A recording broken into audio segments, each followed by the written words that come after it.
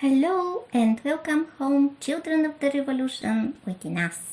You'll know what I mean if you watch the previous episode 13. I'm Rally Alita and this is the promised sequel. And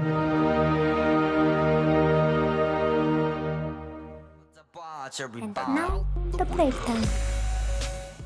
Let's start now with some words by Maestru Iordan Camcealov on the COVID-19 topic set in a Bulgarian TV show on March 19th last year, 2020.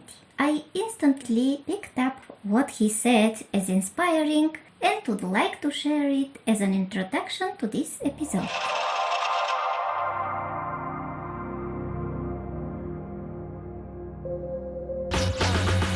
Here we go. I think that the question is not about this virus at all. I think that the question is about the lie, about the coronation of egotism. We exchanged the battle for superhuman with the battle for superconsumer. I think that by occupying ourselves with economics only, with education only, with art only, with the virus only, we are continuing to occupy ourselves with the battles. And we are losing the war. The war is the human being itself for his true health. True health lays in love. There is no way for this war to be won without some kind of rehumanization. One fundamental guarantee of health and purport of this civilization is the example of Jesus Christ. Iisus Hristos. End of quote. Last year, just at the beginning of the pandemic, with a friend of mine, we talked and she shared with me something that may have a connection. At the end of March 2020, she had a dream of meeting a deceased acquaintance. Her former boss, an investor in the implementation of projects under European programs.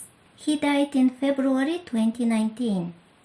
At their last a real meeting, he did not seem her quite adequate, purely communicatively. She got to know that he had delved into the Silva method, using the power of the mind to achieve goals and desires. Seemingly, he was fascinated by this method and probably had decided that he could earn riches easily with spiritual practices. He passed away in quite strange circumstances. It was inexplicable to her because the man had never suffered from a mental illness, though in the end he was completely out of his mind. As far as it had become clear, he had fallen into the sea from a quay in Varna, swam back to the beach, barefoot, without clothes, without documents, and somehow reached the police station but could not explain anything. He was hospitalized for about a month, but they were unable to help him. He has gone. It was as if he had awakened something in himself, unprepared to bear it. He was in general a very well-read and intelligent man, with exceptional scope. All he started, he did well. Everything worked out for him. But at the same time, he was an outstanding liar, always finding a justification for what he lied about.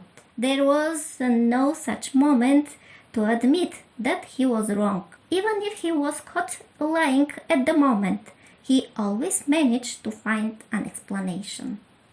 This was the second time since he passed away, my friend to have a dream with his presence. The first time was shortly after he closed his days, and in that dream she only saw him walking away and turning his head to tell her, "I did my work," and left.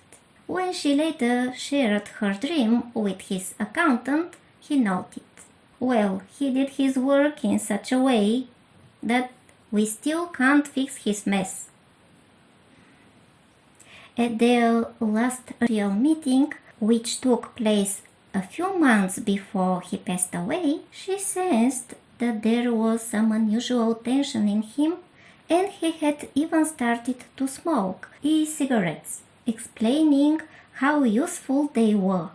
They talked about the Silva method, and she shared that she has experience with this practice, but it doesn't make her proud or happy because she realized that it is used primarily to satisfy selfish goals. He enthusiastically objected that one could help others through it.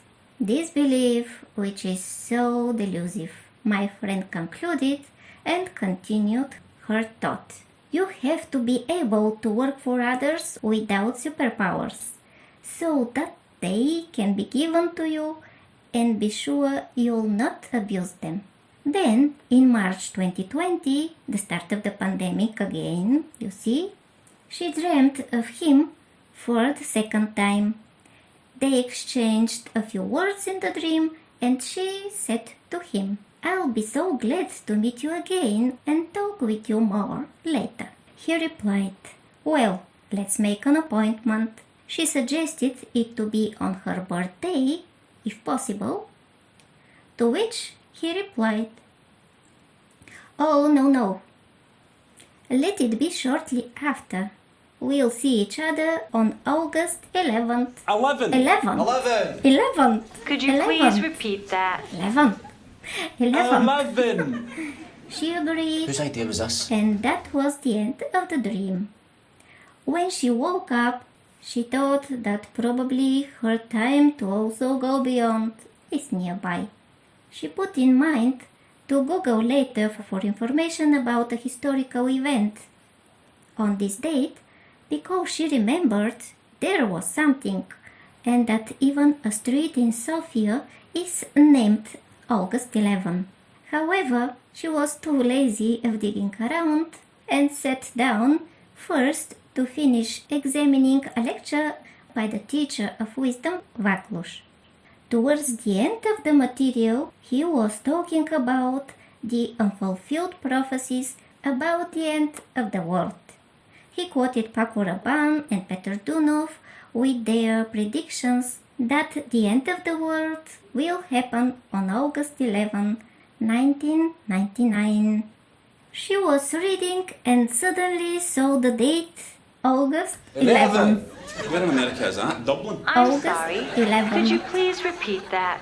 11. Try an English accent. 11. 11. That's when my eyes popped out. She showed me how and continued. You don't even have to search for it. It comes by itself. And when I read this, I grinned at the thought of how I could, even in a dream, bind myself to the words of the greatest liar I have ever known. She didn't dig for more information, but when we spoke, I checked on the internet right away.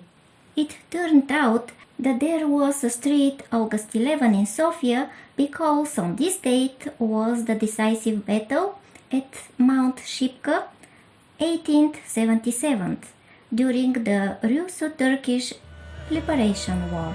But because on Shipka we celebrate 3rd of March as a national holiday, the liberation of Bulgaria from the Turkish slavery, we both had no memory about when exactly the battles were taking place there. Regarding the end of the world, this date I found was marked by Edgar Cayce, Peter Dunov and even Paco Rabanne, because of whom in Paris people expected in 1999, during the solar eclipse, a collision with a falling from the space object. This great solar eclipse in 1999 will remain especially memorable for me. I experienced it as a gift to my soul in the sense of reconnecting with people loved and cherished by me in my journey throughout eternity. This is the main symbol of the apocalypse as the end of the world to me, most probably. Saying goodbye to the painful era of alienation and discord and restoring the connection substantially. between people, planes, worlds, extremes. So a new era of unity, joy and light to come in life. In this context, I would like to share a final quote from the Droll Astrological Facebook posts written by Anton Buzhikov, which I mentioned in the previous episode. The current quote is from The Rage of the Planets, Part 2. There is maybe hardly anyone who has not realized that in a certain sector of the zodiac, for some time, 4 certain planets have piled, and that this happens actually for quite the first time in the written history of mankind.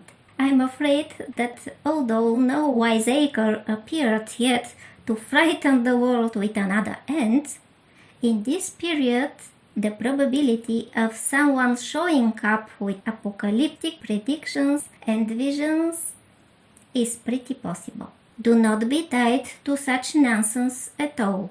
If anything is going to end, it's far from being the physical world and humanity. I hope the human arrogance and the wrong path we took are coming to an end. The end of a whole cycle is coming. The Chauga Sapiens cycle. And I'm not talking about music, and I'm not talking specifically about Bulgaria.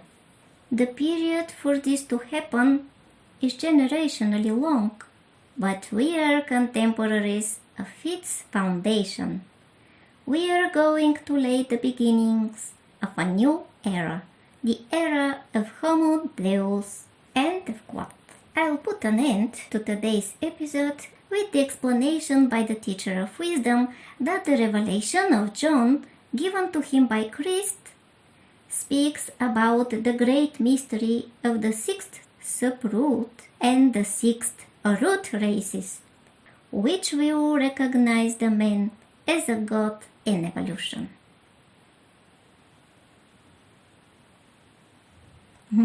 The era of Homo Deus is coming. Bye, and see you soon in the next episode, probably about Mozart.